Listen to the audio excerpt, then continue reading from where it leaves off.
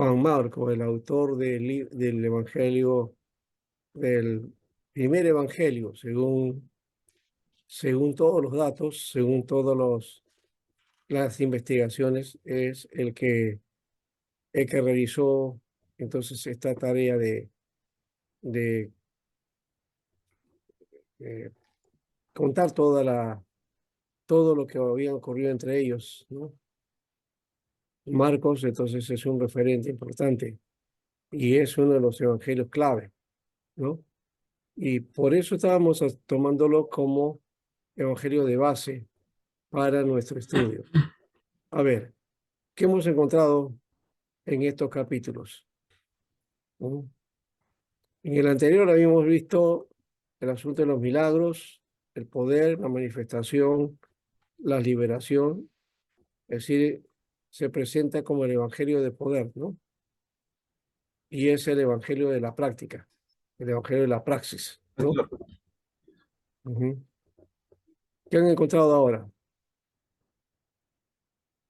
Pastor, yo estaba revisando y podemos encontrar que Marcos Ya, eh, no fue escrito para los lectores judíos, ya, ¿ya? Entonces, ahí estaba entendiendo, ¿ya?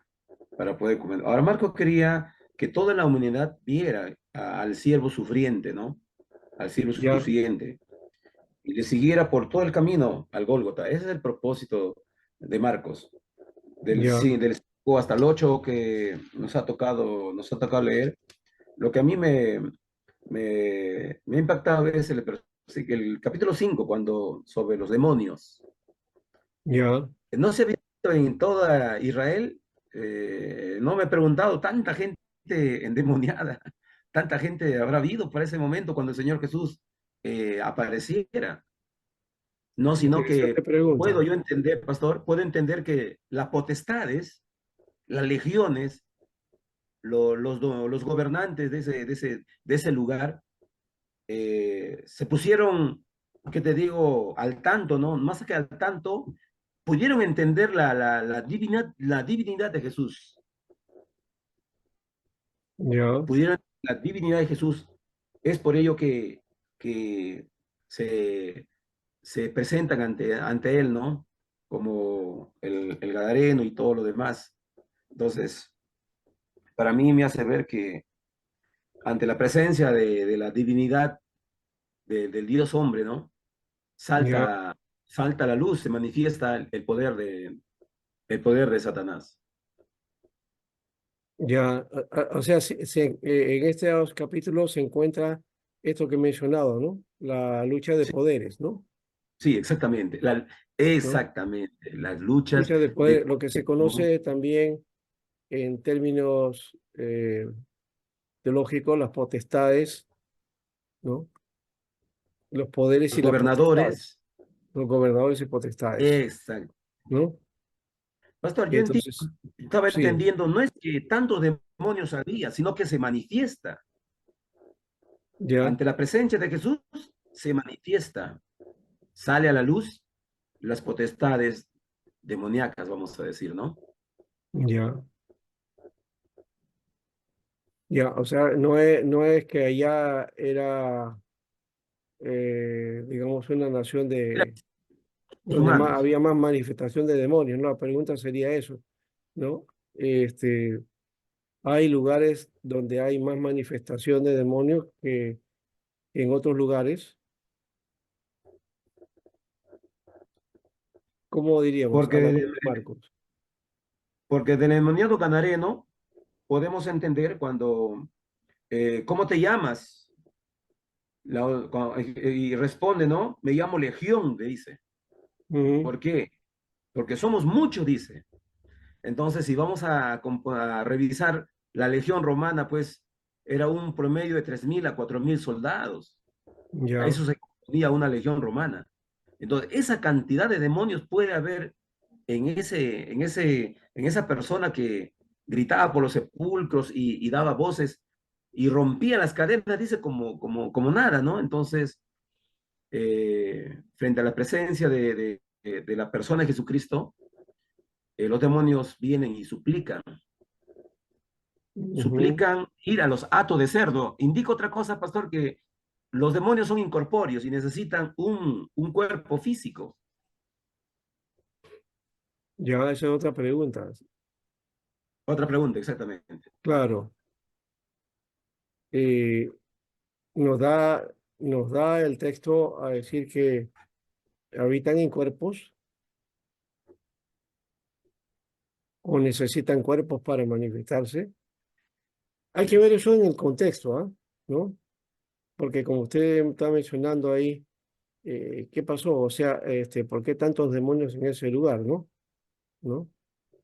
Eh, no es que el lugar estaba lleno de demonios o que hay algún lugar donde hay más demonios, ¿no? Usted mencionó muy bien el asunto de la presencia o manifestación del Señor. Esa manifestación, de alguna manera, va a tener su reacción en el mundo espiritual, ¿no? Y ¿No? de hecho que van a haber manifestaciones, ¿no?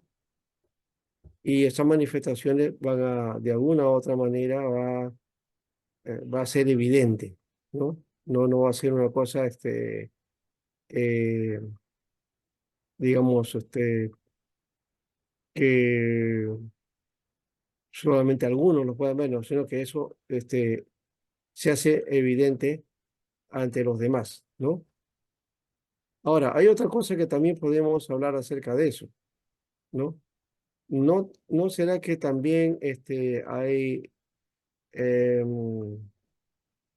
como diríamos, la cultura de aquella época también nos lleva a que cuando se ve una manifestación extraña, inmediatamente lo asociemos a los demonios? ¿Qué dicen ustedes? ¿Podría ser esa posibilidad, ¿no? De que estaban también, la tradición o la cultura que los llevaba a asumir entonces que toda manifestación de ese tipo extraña tiene que ver con demonios? Podría ser. ¿Qué dicen los demás? Pastor, podía ser, pero en este caso no, no hay lugar a duda porque toda la gente lo vio. Ya, Y algo importante, el Señor Jesús no le permite que le siga, sino anda a tu casa. Le dice, cuéntale lo que ya. ha pasado. Bueno, a que estaba ya sano, ¿no? Exactamente. Ya.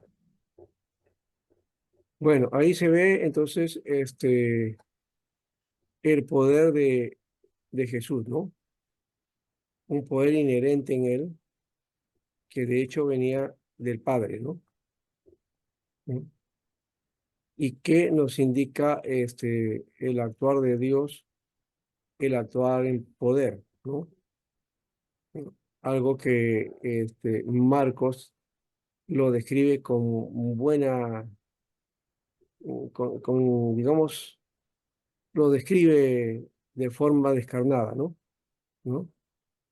Lo pone muy bien y nos pone a nosotros a mirar entonces la necesidad de plantearnos ahí, ¿no?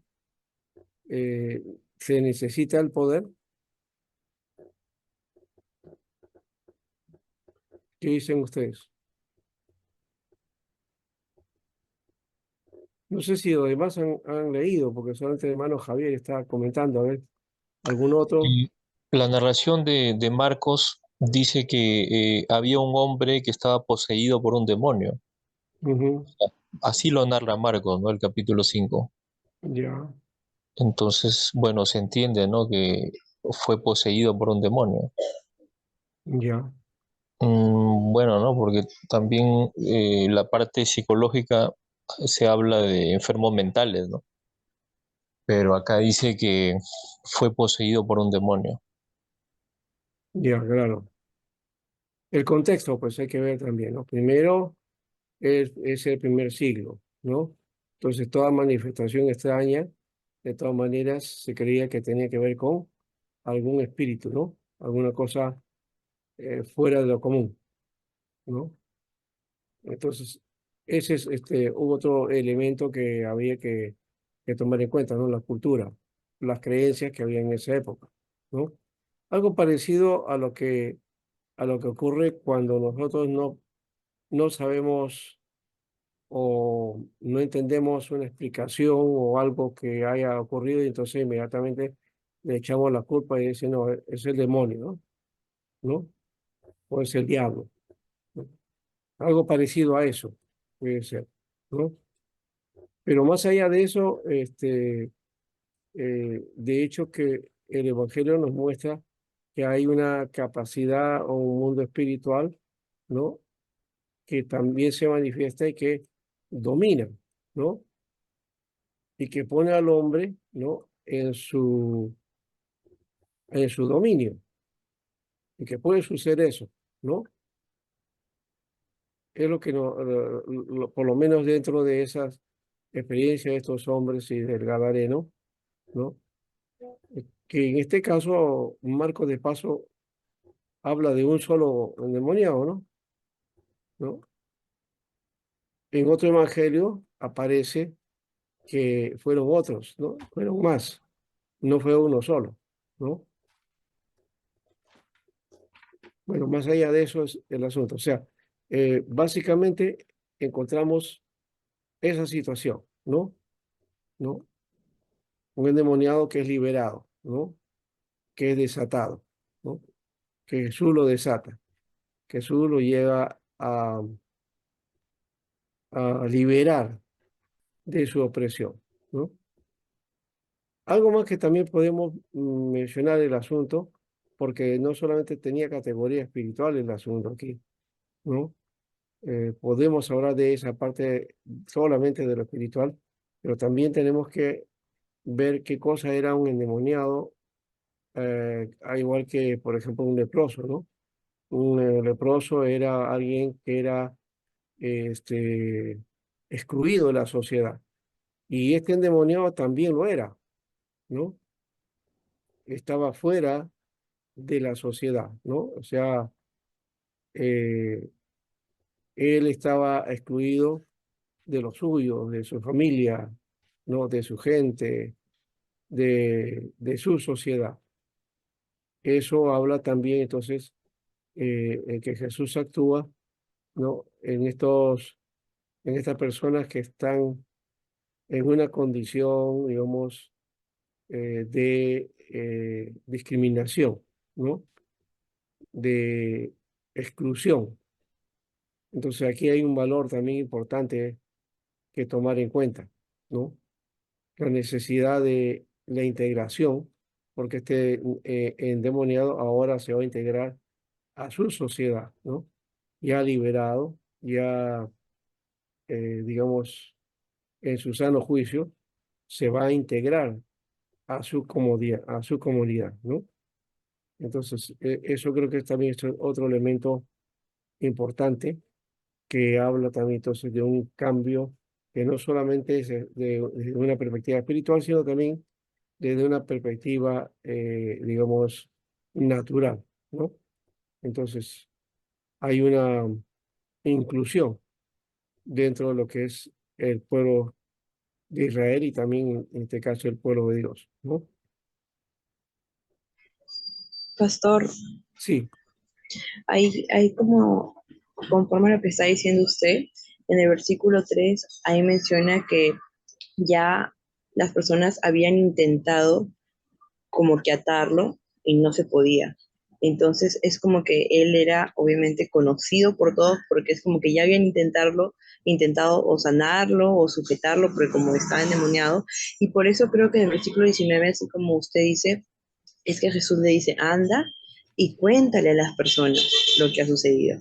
Es porque ya no era el mismo y las personas lo habían conocido como un endemoniado o como alguien que tenía problemas o como una persona, pues no, ¿cómo decirlo, no? Como una persona fracasada o que tenía muchos problemas, pero cuando Jesús llegó a su vida, cuando Jesús apareció y lo liberó, ya no era más eso, ya ¿no? era transformado. Y por eso es que así como dice usted, era una persona que quizás era muy discriminada porque las personas intentaban como que agarrarlo así, me imagino, ¿no? El momento, y nadie podía. Pero cuando Jesús llegó, ya fue transformado. Y por eso Jesús le dice, ve y cuéntale a todos eso. Es como que ve y cuenta el milagro porque ya no eres la persona que era antes. Ya no te van a tratar mal, ya no te van a tratar de sujetar o ya no te van a discriminar. Ahora eres alguien nuevo. Claro. Ese es el toque de Dios, entonces lo integra, ¿no? Fíjense que eso es importante también a tomar en cuenta, ¿no? Eh, Vivía solitario, vivía en cuevas, porque no podía estar asociado a su gente, ¿no? Había perdido la razón, pero ahora está en la condición de habilitado, y entonces por eso ahora puede participar entonces de los suyos, ¿no? Eso creo que también es importante y es potente ese aspecto, ¿no? Entonces, el toque de Dios va a hacer que toda persona, ¿no? En una condición así pueda entonces ser nuevamente contado con los suyos, ¿no? Muy bien. ¿Algo más? Pastor, una pregunta. Sí, sí. ¿La doctrina de la angelología se toca ahí los espíritus demoníacos o tiene ¿Cómo, otra cómo, doctrina? cómo? En la doctrina de la angelología, cuando se habla de los ángeles, Allá. ¿se toca los demonios o tiene Sí, otro? sí, y ese es otro tema, entonces Sí, que sí, sería, digamos, como parte del temario, ¿no? ah, Si queremos afirmar, pero eso ya sería un tema, como aparte. diríamos, si bien en Marcos se ve esa manifestación, pero la idea no es hablar de los demonios y las categorías que hay, esas cosas, ¿no? Que siempre se hace especulación acerca de eso, ¿no? El Evangelio no nos dice nada de ese asunto. Nos habla solamente de la condición en que el hombre está y cómo Jesús lo libera, ¿no? Eso creo que es lo más importante de, digamos, de ese relato, ¿no? No es entonces qué potestad era, aunque aparece el nombre ahí, ¿no? Y ya algunos inclusive em, en estudio de ese tipo ponen que hay diferentes tipos de demonios, ¿no? ¿Ya? Ya, eso es otro aspecto y la Biblia no lo dice, ¿no? No nos muestra eso, pero puede ser valedero para el análisis, ¿no? Pero no es para el trabajo, por lo menos eso se estudia como lo que usted dijo en angelología, ¿no? Ahí sí podemos hablar acerca de eso. El Evangelio no nos da para eso, porque no es el único tema que toca, ¿no? Es solamente un aspecto en que aparece, ¿no? En este acontecimiento aparece ese endemoniado, ¿no? Pero así, eso creo que tiene que ver con el mismo mensaje del Evangelio y no tanto la centralidad en el endemoniado, ¿no? No es la figura por ahí. Se puede utilizar en todo caso para el estudio pertinente de lo que es la demonología, la posesión y todo eso, ¿ya? Pero el tema es más bien la liberación de un hombre que estaba oprimido, ¿no? Entonces, yo creo que es importante también denotar ese aspecto, porque si no, vamos a creer, entonces, bueno, no digo que no vamos a salir del enfoque, pero podemos estar eh, haciendo uso de un criterio que no nos marca la Biblia, ¿no? Entonces hay que tener cuidado con eso, ¿no?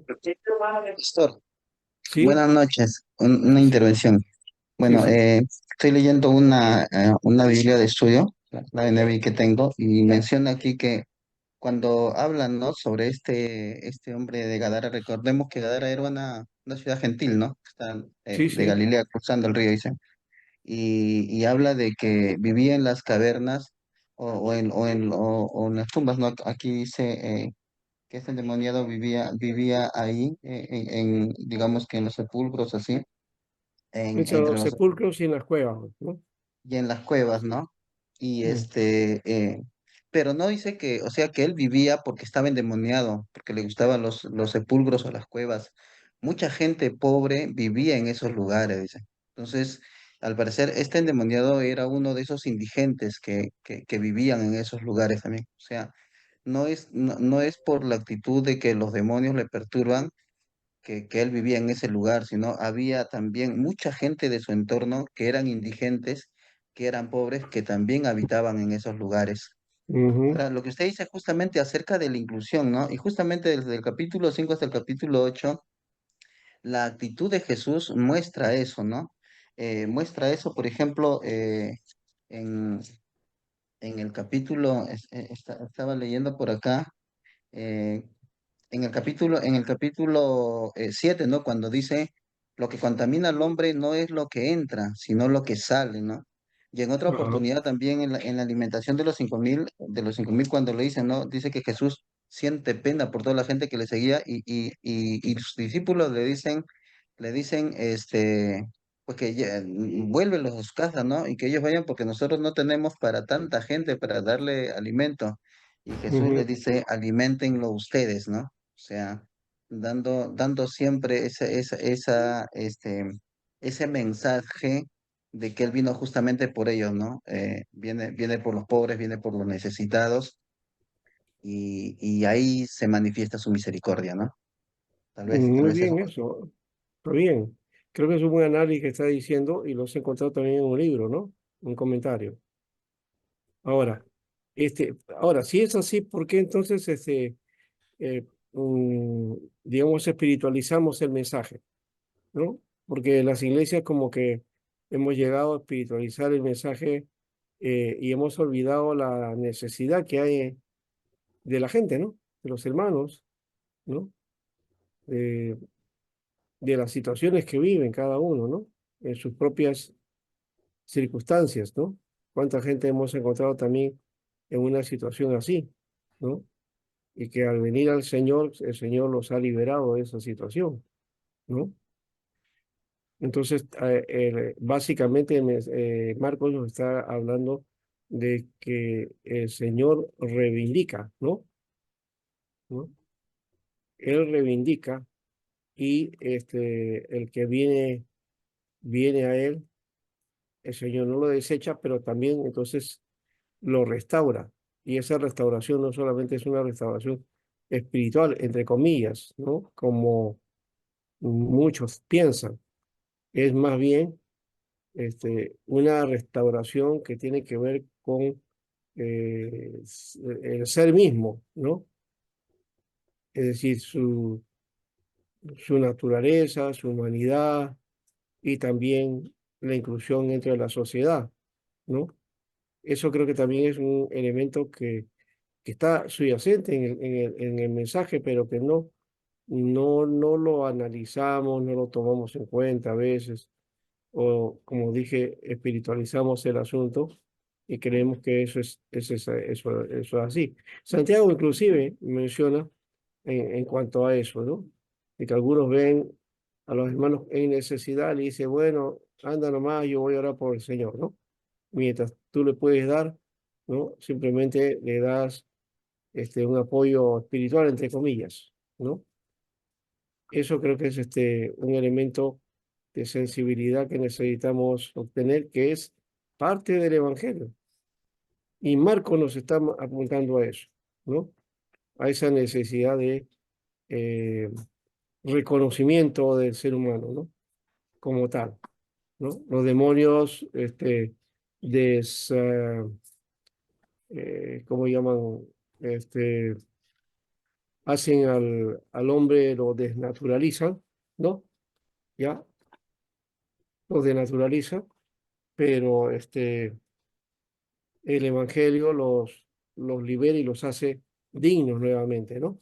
Eso creo que es importante también tomar en cuenta y Marcos por lo menos habla de eso, ¿no?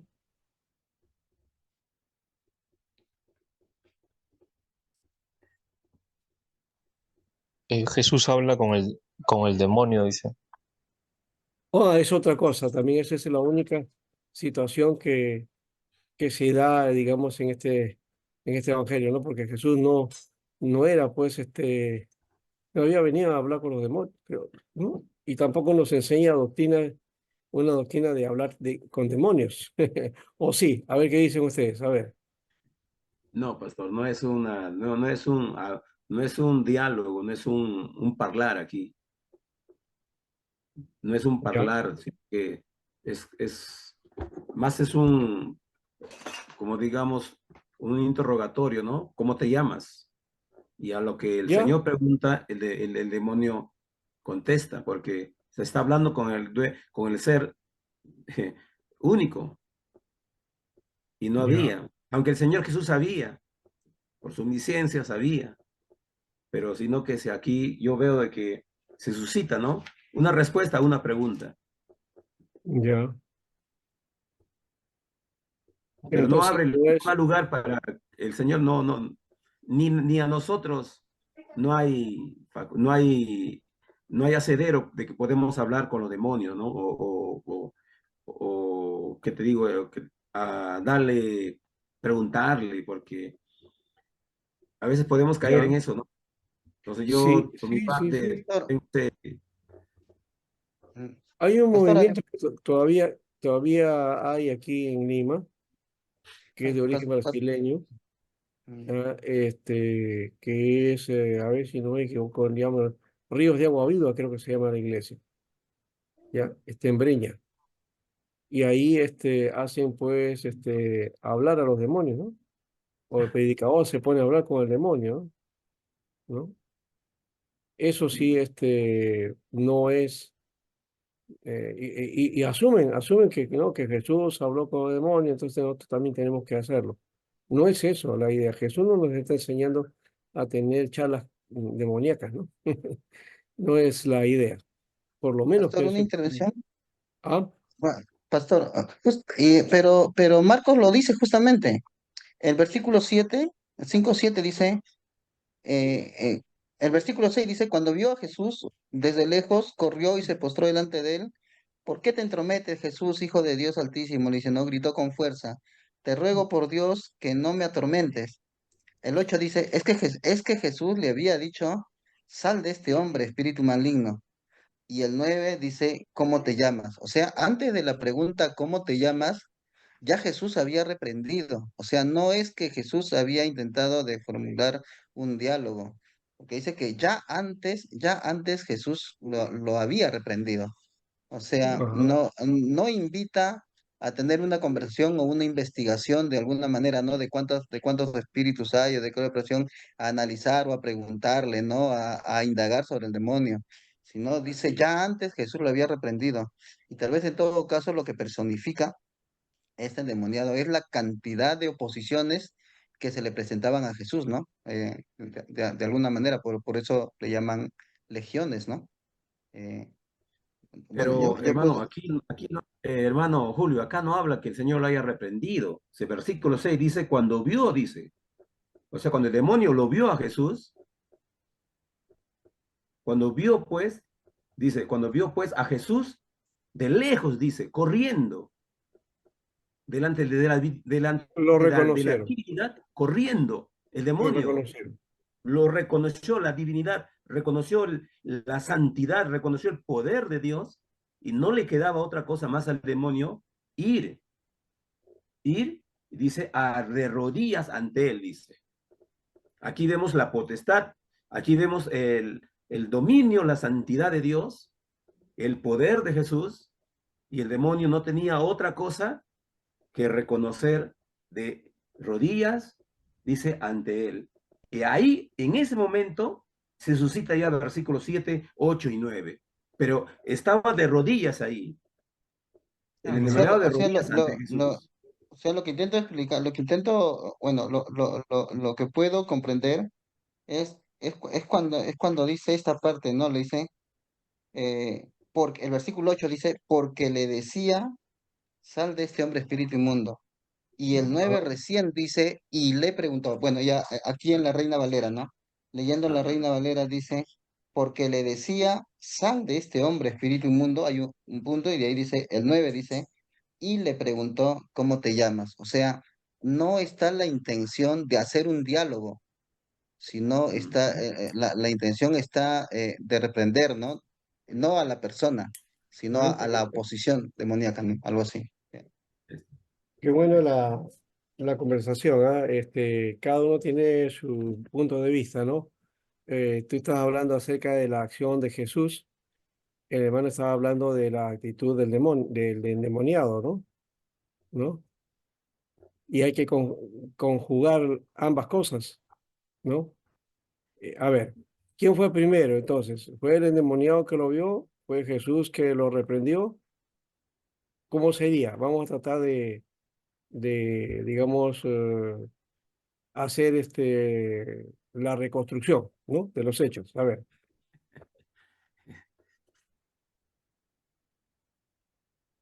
Bien, avance yo la idea, sostengo, avance ¿no? la idea. Sí, Sí, lo que dice ahí en el versículo eh, 6, dice, vio de lejos a Jesús y corrió, ya, dice, corrió. ya, Ahora, cuando dice corrió, entonces aquí Marcos, y los milagros de Jesús son contados con mucho detalle en Marcos, ¿ah? Menos sí, sí, atención a las enseñanzas de Jesús con mucho detalle. Entonces dice, vino corriendo, dice, algo, ¿no? Muy apresurado, delatado, ya prácticamente delatado, y esa actitud de correr y arrodillarse ante él eh, mm, da a entender, ¿no? Que la soberanía del Señor, la luz, dice, ¿no? La luz, en la luz ya. todo es manifiesto. Eso es en el versículo 6, ya. ¿Y qué más 6, sigue? sí. ¿Qué más sigue? ¿En qué momento le dice al endemoniado que a los Yo, demonios que yo, cons- salgan fuera? yo considero que Allá, desde lejos ya estaban hablando los dos, porque si el versículo 7 dice, y clamando a gran voz, dijo, o sea,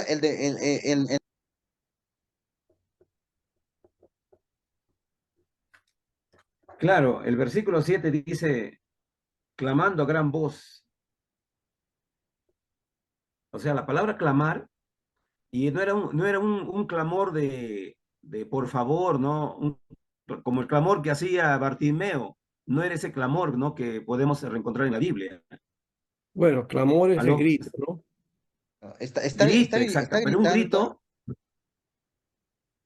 pero un Es un grito grito donde de ayuda, de pedido, ¿no? No es no, aquí No, era, para mí, parecer, pastor, era un grito de una súplica ante la soberanía de Dios que le permita y el Señor que se haga, que tenga misericordia, ¿no? Porque le pedía, dice ahí, ¿no? pero hermano, Dice Jesús, perdón, quien Altísimo, está te ruego, hablando dice, te es, ruego. hermano, perdón, quien está hablando es el endemoniado y no le está pidiendo El misericordia a endemoniado, Dios, exactamente. le está pidiendo que Jesús se aleje. Dice, y clamando a gran voz dijo, ¿qué tienes conmigo, Jesús? Lo primero que le está preguntando, le está diciendo es, ¿qué tienes conmigo, Jesús? Y le dice, Hijo de Dios Altísimo. Es cierto, lo está reconociendo, pero dice, te conjuro por Dios que no me atormentes. O sea, no está queriendo salir del hombre, está queriendo mantenerse en ese lugar, pero más bien lo que está queriendo es que Jesús se retire de ese lugar. Por eso es que el versículo 7 yo entiendo, dice, porque Jesús le decía, sal de este hombre espíritu inmundo, ¿no? O sea, Claro, de alguna manera eso es lo que yo entiendo. Te ruego, te conjuro por Dios que no me atormentes. Lógicamente, ¿no? Que la presencia mismo de Dios, la santidad de Dios, frente a este espíritu inmundo, es que te digo, tormento, como él dice, ¿no? No me atormentes, dice. Porque la presencia de Dios, la misma divinidad de Dios, hace esto, ¿no? Al demonio. Claro. Entonces, ahí, ahí lo que el versículo 8 se suscita, dice, ¿no? Porque le decía, sal de este hombre. Ujú. Entonces, hasta ahí podemos escucharle el demonio lo que puede hablar, ¿no? Luego los versículos ya en claro, adelante ya vienen ya. claro. Pero bien, es claro acá el texto. Las dos cosas se van ahí, ¿no? Uno puede decir, bueno, que el demonio al ver a Jesús se tembló y comenzó a gritar por eso, pero en realidad el texto nos dice eso, pero también nos dice lo otro, ¿no? Que dice que Jesús le había dicho, le había, espíritu inmundo, deja a este hombre. O sea, ya el Señor de lejos ya le había dicho eso. Entonces el demonio se manifestó, ¿no? ¿No? Entonces las dos cosas van juntas en ese caso, ¿no? ¿Ya? El endemoniado que reacciona, pero al contacto del dicho de Jesús o de la orden de Jesús, ¿no? O sea, no es simplemente una manifestación porque ellos sentían el poder de Dios, no era el asunto por ahí. Por lo menos el texto nos aclara cuando dice que Jesús ya le había dicho antes, ¿no? Antes que el demonio corriera a postrarse a Jesús, ¿no? Le dijo, sal fuera, ¿no? O deja a este hombre, ¿no? Entonces es claro ahí el detalle, ¿no? Bueno, más allá de eso, entonces ya vemos que este evangelio, entonces es el evangelio que nos muestra el poder de Jesús, ¿no? Sobre los demonios, por lo menos en este caso del demonio del Geraseno, que le dicen algunos, porque el lugar era Gerasa, ¿no? Y dentro de Gerasa estaba un pueblo llamado Gadara, ¿no? Entonces se le puede llamar endemoniado gadareno o también endemoniado geraseno, ¿no? Muy Pastor, bien. Sí, sí, eh, perdón, me parece, pastor, es una crítica textual, tomando en cuenta de que, bueno, ¿no? Me parece, ¿no? Pero si fuera así, la crítica textual me parece que es buena, nos permite reflexionar más y profundizar más en el texto, ¿no? ajá, Sí, entonces, bueno, ¿no? Desde el momento que escuché que usted pronunció, ¿no? Sobre si el endemoniado realmente estuvo endemoniado o fue otro acontecimiento que tuvo, ¿no? Por claro. eso me O sea, preguntaba, no, para ese tiempo, una persona en una situación como esa, claro, se tomaba como endemoniado, ¿no? Hoy día, ¿qué sería eso? ¿No? Sería una persona que tiene un problema mental, ¿no? O un problema social, ¿no? Y que ha distorsionado su personalidad, ¿no? Porque está entre la miseria y está como vagabundo, ¿no? ¿No? Disociado de su entorno, de su realidad. ¿Mm? Ese sería el análisis hoy día, ¿no? De un acontecimiento que de seguro en su contexto tiene pues eh, algunos elementos ahí que trabajar, ¿ya? Entonces hay que ver ese es otro detalle, es en la sociedad donde vivía, ¿no? Este endemoniado, ¿no? Y qué estaba ocurriendo. Y otra cosa es que la región esta de Gadara, que ya lo mencionaron, era una región, ¿no? Donde había, ¿qué cosa? Cuidado de cerdos, ¿no? Y el cerdo era para el judío un animal inmundo, ¿no? Pero en esa región era un negocio porque era el mundo gentil, ¿no? Era el mundo gentil. Entonces, como yo en lo personal no me gusta comer carne de cerdo o chancho. Dicen que el de la pulpa es limpia, dice que es muy pura, mucho mejor que la carne de res, ¿no? Que también no como mucho yo ya de vez en cuando comemos, yo no como carne muy seguido, ¿no? Este, pero dicen que para comer carne mejor es entonces comer carne de chancho, o la pulpa, ¿no? Que es la parte más blanda y la parte más sana, ¿no? De todas maneras, el chancho tiene sus cosas. Y aunque no soy judío, no como chancho, ¿no? O sea, no porque estoy prefiriendo la comida kosher, porque no hago comida kosher. Que alguno dirá, ¿qué cosa es el kosher? Eh, judío, pastor, sí. ah, Tiene una corriente, parece que en su alimentación, comida kosher. eh, Sí, no, no, yo sí, sí, hago algo de eso hago en el sentido de mi propia alimentación, ¿no? Ah, ya, qué Y bien. aconsejo un poco también al estilo adventista que muy mal hacemos los evangélicos al no hacer también una enseñanza sobre Un la régimen, nutrición y la alimentación, ¿no? sí. Eh, Ahí sí estamos perdiendo, ¿no? Y he visto mucho que dicen, no importa, yo oro al Señor y ya todo lo bendice, Señor. Y no es así, hay que tener cuidado también, ¿ya? Así es. Por eso es que luego vienen los aumentos pues, de diabetes y otras enfermedades estomacales y situaciones que después tenemos que padecer, ¿no? ¿No? Y es Claro, por la ingesta, ese es el problema. Pero bueno, no es el tema hablar ahí de ese asunto, ¿no? Esa es otra circunstancia. Bien, gracias hermanos por el análisis. Me ha gustado el trabajo de ustedes y también su interés. Y tu hermano Jorge también con respecto a querer entender también la perspectiva exegética. Ahí tenemos que ver la cuestión de la cultura, y hemos dicho, tenemos que ver la costumbre, ¿no? Qué cosa era la zona, qué influencia económica que existía ahí, ¿no? Porque hay aspectos, pues, dentro de la cultura, ¿no?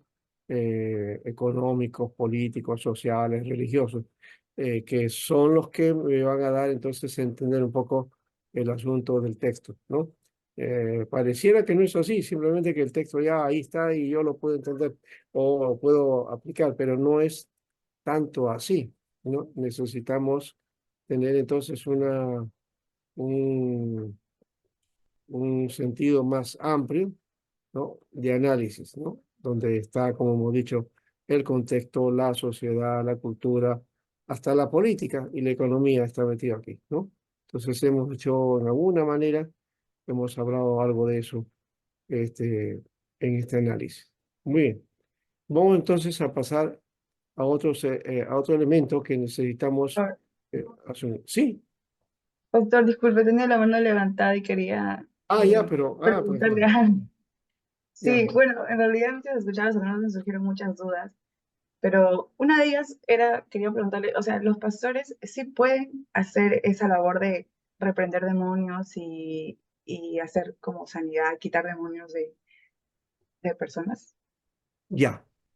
A ver, ¿qué dicen ustedes acerca de eso? O sea, hoy si Sí, bien yo tuve una ya, experiencia, yo tuve una la experiencia cuestión de la pastor. cultura, la visión, la cosmovisión que se tenía yo no en esa entiendo, pastor. época, que los aspectos o manifestaciones extrañas que había en una persona, inmediatamente se ponía como endemoniado, ¿no?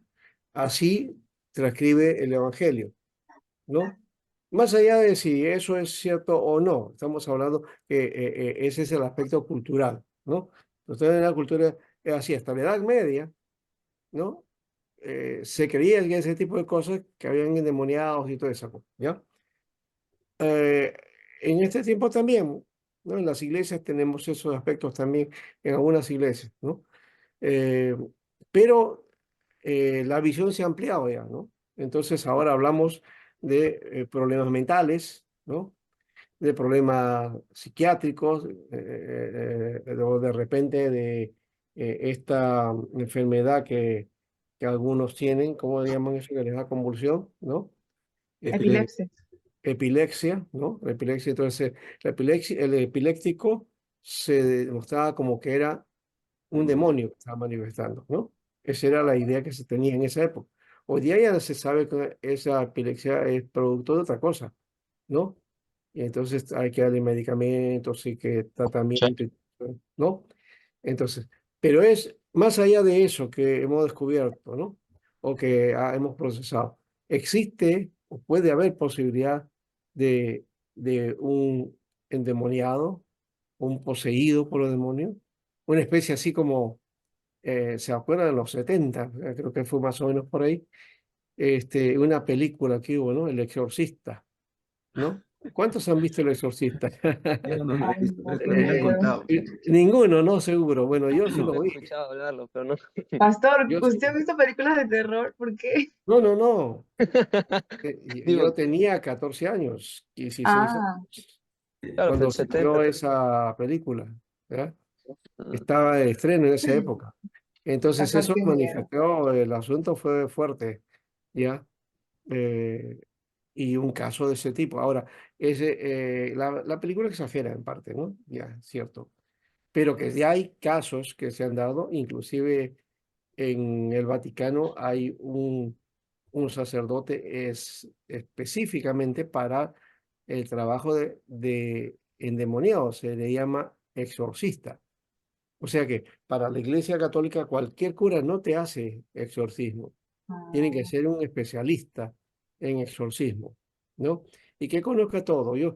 Hay un libro inclusive, un libro que católico, se llama Summa Demoniam. Ese libro, Summa Demoniam, te cataloga ahí las manifestaciones demoníacas, los nombres, las particularidades, características y todo eso, ¿no? Entonces, ese es como una especie de diccionario o digamos, una- Manuel. un trabajo sistemático sobre manual. demonología, demonología, ¿no? Eso hay, es una especialidad, de alguna manera. Lo contrario, en el mundo evangélico no hay especialidad. Exactamente. Más bien hay pastores que se dedican, ¿no? A liberar, ¿no? Especialmente los que están en manifestaciones de poder, dones, milagros y todo eso, ¿no? Entonces también hay eso. O en todo caso, también cuando ha ocurrido casos, ¿no? En las iglesias donde hemos tenido que atender situaciones como esa, ¿no? ¿Ya? Y por experiencia sí les digo que sí, he encontrado eso, ¿ya? Eh, y manifestaciones espirituales de ese tipo, sí, sí lo hemos visto y lo hemos tenido que atender, ¿no? Pero no soy especialista, ¿no? De hecho, no lo soy. Hay Pastor, ¿y algunos cómo se que sí. atiende esos casos? La pregunta de Abby, pastor, no se ha contestado, pastor. Pastor, es que Bueno, ahí me genera más dudas porque justamente lo que usted ¿Cómo se mencionó atiende? aquí. Sí, Ya. a bueno, ver, no sé. Le ¿más pregunto dudas? No, no, porque el no. domingo pasado Sí. hubo un jovencito que entró a la iglesia diciendo que, bueno, sus padres mencionaron que tiene ese problema. Por eso le pregunto cómo se maneja en estos casos. No, eso hay que tener cuidado, no debe ser una exposición a la iglesia, ¿no? No se trata de eso, ¿ya? No creo en esa idea de la iglesia toda no está en la misma capacidad para entender una situación como esta, ¿ya? Y cuando se manifiesta, mejor es atender eso de una manera especial y con hermanos maduros, ¿no? Hermanos que tengan la capacidad, la búsqueda de oración y la consagración respectiva, ¿no? Creo que ese es por un lado. Entonces, no es para todos, ¿no? No es para todos. No sé, creo que hay de, bueno, hay de todo también, ¿no? En algunas iglesias, básicamente uno diría, bueno, en el mundo presbiteriano no se ve eso, ¿no? Porque no tenemos o que no hay una influencia de eso, especialmente dentro de las tendencias presbiterianas tradicionales, ¿no? Donde ninguna manifestación espiritual, este, no es que se rechace, pero que como que se tiene cuidado de eso, ¿no? Y cualquier manifestación extraña también. Entonces, si hay alguien que está así en esa situación, se le trata, el pastor ve todo lo demás y ve si hay necesidad de que un profesional vea el caso, ¿no? Así por lo menos se trata, ¿ya? Y se trata de minimizar esa situación. La tendencia, digamos, calvinista presbiteriana tradicional, como que no cree en los dones o que no hay manifestación de los dones, entonces tampoco cree que haya manifestaciones espirituales de ese tipo. Entonces, por eso va a llevarlo encausado por otro lado, ¿no? Por el lado psiquiátrico. Eso por ahí puede ser la posibilidad. Mm. En el caso nuestro no he visto eso, pero puede haber alguna situación como esa. eh, y esto lo he visto en Asambleas de Dios, lo he visto en la Alianza, lo he visto en otros lugares, ¿no? Entonces, eso ya es otro elemento, ¿no? Entonces, creo que eso solamente tienen que atenderlo los pastores, en todo caso. ¿Ya? Pero Entonces, vamos a estar sí, preparados, pastor, para que puede pasar mañana. ¿Qué pasaría si mañana pasa la otra semana? Wow. puede Entonces suceder, ¿sí? yo le ¿Sí? No se sabe eso. le quiero Hay que estar contar. Bien. fortalecido. En el ministerio puede ocurrir eso y más, ¿no? Uno no sabe. Y eso también hay que tener el cuidado respectivo para entender. Ahora, lo que no voy, no es el tema aquí, eso ya sería angelología, de repente, un estudio de la demonología. Hay ciertas manifestaciones espirituales que se dan, eso que por la junta a uno le llaman que en el lugar penan o que se presentan estas cosas, ruidos extraños, pasos o sombras o personas que se aparecen, cosas así, ¿no? Eso ya es un elemento de corte espiritual, ¿ya? Y que no siempre ocurre, ¿ya? Y también hay que ver la capacidad sí, de ver ese tipo de cosas. Hay gente que no lo puede ver o hay otros que sí, son más sensibles. No lo sé.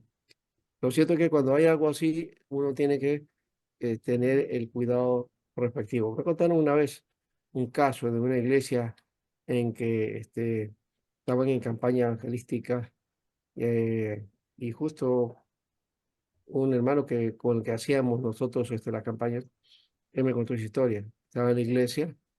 Y habíamos ido a esa misma iglesia, pero años atrás había estado de hélice y le tocaba dormir arriba, ya, y estaba orando con unos hermanos y dice que en el templo ahí hubo ruidos y manifestaciones, ¿no? Fuertes, ¿no? Ya, entonces lo que hicieron ellos es reprender en el lugar, ¿no? Ya, y creo que salieron inclusive para ver, no había nada, ¿no? Personas, ¿no? Pero insistían los ruidos y todo eso, ¿no? Lo que hicieron es reprender en el lugar, ¿no? ¿Ya? Y luego cesó todo eso y pasó y luego continuó la tarea, la campaña y se acabó, no hubo más manifestaciones de ese tipo, ¿no? ¿No?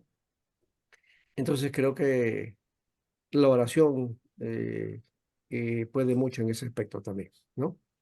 Creo que eso es un elemento importante. Entonces, bueno, ahí nomás lo dejamos eso, ¿no? El que esté interesado, eso como digo, hay otras tareas, hay algunos libros que hablan acerca de eso. Depende, algunos, como digo, viendo un mundo espiritual, ¿no? Y pintan un montón de cosas. Y otros en cuanto al panorama que tiene que ver con la brujería, la chamanería y ese tipo de cosas también, ¿no? Ese va por otro lado, ¿no? Yo tengo un libro que se llama así, pues, Rompiendo Cadenas, creo que se llama el libro. Entonces, ese es uno que y hay otro de Rebeca Brown, pero que no lo recomiendo. Ella también ahí habla de liberación, pero algunas cosas son exageradas en realidad, ¿no? Eso hay que tener cuidado también. Cuando hay gente que se dedica a todo esto, también a veces exagera, ¿no? Y ya todo lo ve demonio, ¿no? Eso tampoco es así, ¿no? No hay que ver demonios en todas partes, pues, ¿no? No hay que, o como ocurre un problema y tú dices, allá, es que Satanás me está atacando, el demonio me está atacando, o que tengo un conflicto de esposa, es el demonio, el diablo. No es el diablo, esa es la situación que hay entre la pareja que tiene que solucionar, ¿no es cierto? ¿No? Hay que tener cuidado, ¿no? Eso. Sí, es que así hablamos, ¿no? Y dice, tienes un demonio. ¿No? Te está portando mal, el diablo te está guiando, dice, ¿no? Y no es así, no nada tiene que ver con esos aspectos. ¿Bien? Bien, Pastor, sí, la última, con el tema de la lectura, hay algo que creo que él lo explicó en la anterior clase, pero no me quedó muy claro. El hecho de que Jesús muchas veces a las personas que estaban muertas, él les está durmiendo. El por qué, no me queda muy claro eso todavía. de que en casos de que Jesús estaba durmiendo, dices, No, no, no, cuando había personas que habían muerto, por ejemplo, en el capítulo número 5 había muerto la hija ¿ya? y Jesús dijo que no estaba muerto, sino que duerme. ¿Por qué menciona ¿Ya? eso si estaba muerto? Bueno, de eso no vamos a hacer teoría diciendo, entonces que la muerte es dormir, ¿no? Que es lo que dicen los testigos de Jehová. no estaba diciendo eso, ¿ya? Eh, está hablando de que está descansando, ¿no? El dormir es descansar, ¿sí o no? Ya. Y ella estaba muerta, o sea, había entrado al mundo de los muertos y estaba descansando, pero Jesús expresa eso como que está durmiendo, una forma de decir que está descansando, ¿no? Eh, ese detalle no nos debe importar mucho porque lo más importante es aquello que hizo Jesús después. ¿Por qué? Porque la despertó, la sacó de esa situación, ¿no? De ese mundo donde había ido, la liberó y ella resucitó, ¿no? O volvió a la vida, ¿no? Y eso es lo más maravilloso para ellos, porque el sirviente, creo, el siervo, dijo, pero ella estaba muerta, yo la vi, ¿no? Dice, pero sí, sí la vi, que había muerto. Hemos visto que sí. Parece que este siervo estaba acostumbrado, o por lo menos ya tenía la experiencia de ver gente que había muerto, ¿no? Pero sí yo la he visto morir, dice, ¿no? No sé, el texto algo por ahí dice, ¿ya? Pero lo cierto es que a esa afirmación de que ya estaba muerta, y que es el informe que le dan al padre, ¿no? Al papá, ¿ya? Le dice, no, tu hija ha muerto, la hemos visto. O sea, este informe de que ella ha muerto es porque ellas la habían visto, habían verificado que estaba muerta. Y entonces Jesús le dijo, no, ella está en reposo nomás, no está muerta, duerme, le dice. O sea que para Jesús ese reposo le iba a dar vida en todo caso, ¿no? ¿No? Entonces hay que tomar eso de ese modo, no tiene nada que ver en la lucha de que esta niña no estaba muerta, ¿no? Eh, de una manera, digamos, como digamos, así tácita, ¿no? No es lo que dije, no es la idea de Jesús que dijo, no está muerta. No es que está negando la muerte de la chica, vamos a decir. No está negando la muerte de la chica, sino que el Señor está mirando otro aspecto que tiene que ver con el poder que tiene sobre la muerte y el dominio que tiene y ejerce él, y le dice, simplemente está reposando, yo la voy a sacar de esa condición. Y la sacó. Y eso fue lo maravilloso del asunto, porque la gente después se asombró del asunto, ¿no? Fueron los siervos que dijeron, ella estaba muerta. Y la gente creyó eso que decían los siervos. ¿Ah? Pero Jesús lo muestra con vida. Y entonces, ¿cómo puede una niña que estaba muerta ahora estar viva? Dice, ¿no? Eso es el asombro que va a tener la gente después con Jesús, ¿no? Y no es que lo siguen, no es que se maravillan, sino que les choca eso y ven que aquí hay un ser que tiene poder sobre las cosas y poder sobre la vida, ¿no? ¿No? Eso creo que es importante tomar en cuenta para Jesús, ¿no? Él tiene el poder de la vida, ¿ya? Y entonces él puede ver a una persona muerta y le dice, está durmiendo. Bueno, es una forma de expresar, como podemos decir nosotros hoy, ¿no? Está dormida, ¿no? Es nuestro deseo, ¿no? Yo recuerdo una canción antigua también de mi juventud, ¿no? Que cantaba, creo que se llamaba Está dormida justamente, ¿no? Y ella decía, eh, eh, en el canto, este varón gritaba, dice, no me digan nada, no me digan nada, es mentira, dice, ¿no? Ella no está muerta, solo sé que está dormida, dice, algo así. Y lo decía con una angustia, ¿no? En el canto, ¿ya? Eh, y bueno, habla de la expresión de la gente, como dice que la gente estaba tristeza, llorando y otras cosas, ¿no?